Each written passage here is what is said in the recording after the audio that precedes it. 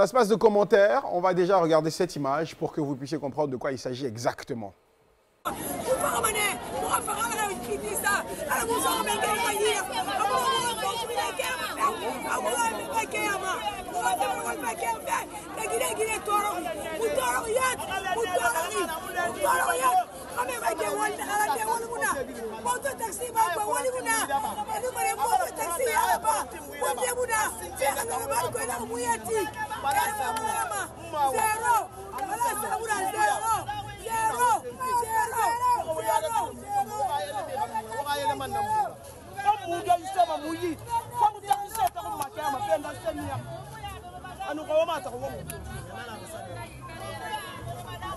Kaloum s'est réveillé avec des riverains très en colère.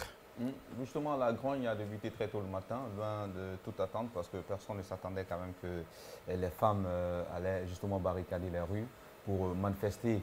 Bon, moi, je veux un peu... On se rappelle de la nuit du 17 au 18 décembre, où il y a eu l'explosion de dépôts de carburant. Et ça a causé pas mal de dégâts, surtout les riverains et les familles qui se trouvaient dans le quartier Corentin 1. Et quand vous regardez un peu, ces femmes qui sont sorties pour revendiquer, pour manifester, ce sont des femmes qui ont été impactées. C'est-à-dire les maisons ont été touchées, les familles ont été endeuillées et beaucoup de personnes d'ailleurs ont été blessées. Donc du coup, on a vu une forte mobilisation derrière ces sinistrés qui sont allés se réfugier un peu à la maison, pardon, pas à la maison, à la mosquée, à la mosquée Faisal, voilà, justement. Donc du coup, il y a eu une mobilisation de ce côté. Les citoyens, chacun a pu accompagner ces citoyens qui ont été touchés par l'incendie. Mais après quelques temps, ça a stoppé parce qu'il fallait que les gens aussi vaquent à leurs occupations, que le gouvernement prenne la relève. D'accord, alors, mais en même temps, on a compris ton histoire, mais elle devient très longue. Mais ce que j'ai envie de dire, Delphine, c'est que le mot qui revenait souvent, ça va, on ne veut plus les sacs de riz, arranger nos maisons.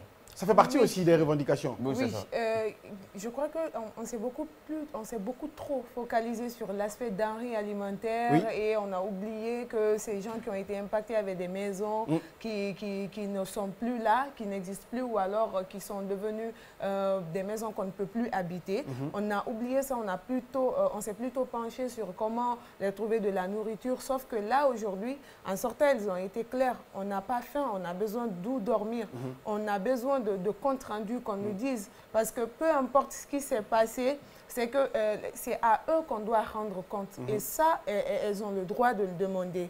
Et depuis que tout a commencé, personne ne les a rassemblés pour leur dire, bon, voilà tout ce qu'on a pu avoir pour vous, voilà ce qu'on va faire pour vous. Ça se passe de commentaires, ces images. Après, Samuel, on a envie de dire que ça s'est bien organisé, parce qu'il y avait des pancartes, et c'est un cumul de mots de la cité. Vous avez rendez-nous nos médias, libérer Internet, c'est un cumul de hashtags qui se sont tous croisés au rond-point de Kaloum, j'ai envie de dire. Historiquement parlant, quand on parle de Kaloum, Kaloum est toujours la dernière commune à se révolter. Et généralement, quand Kaloum se lève contre son gouvernement, là, il faut vraiment se pencher sur la question. Parce que moi, ça m'a rappelé au temps de Sekouba Konaté, lorsque les femmes se sont levées contre Sekouba Konaté. Il paraîtrait même, les indiscrétions disent que le monsieur est parti jusqu'à pleurer. Donc, très sincèrement, il faudrait que le gouvernement essaye de se pencher sur cette situation qui n'est pas du tout jolie et voir comment est-ce qu'il faut... Comment solutionner ça? Parce que l'Internet, c'est devenu une crise nationale. Voilà. Même tout ce que je constate, c'est qu'elles ont pris d'assaut les rues et c'est resté un long moment. Je n'ai pas envie de faire de comparaison, on risque peut-être de me taper là-dessus, mais ce n'est pas le même cas de figure. Quand on est sur l'axe, il y a plutôt des... c'est des dames. C'est des dames qui se sont... Je ne suis pas en train de dire, je veux dire que là, on a observé que... On ne peut pas...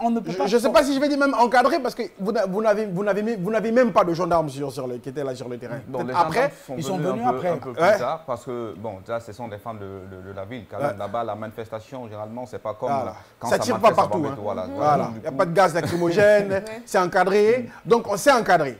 Mais moi, j'ai appris qu'il y aurait eu des tirs de gaz lacrymogène. D'accord. D'accord. Si on s'est encadré, c'est que donc on doit pouvoir faire la même chose sur l'axe, sans défendre qui de droit. Oui, mais après, il y a aussi la manière de manifester. Il y a la manière de manifester. D'accord. Donc, elles n'ont pas lancé de jet. Elles ont juste préparé sur le goudron avec des pancartes. libérer les médias comme on peut le voir ici. Et très expressif. Très expressif. Allez, ça marche. J'espère que les gouvernants entendront d'une bonne oreille, parce qu'on a l'impression d'être dans une sorte de vase clos où il n'y a plus de communication entre gouvernants et gouvernés.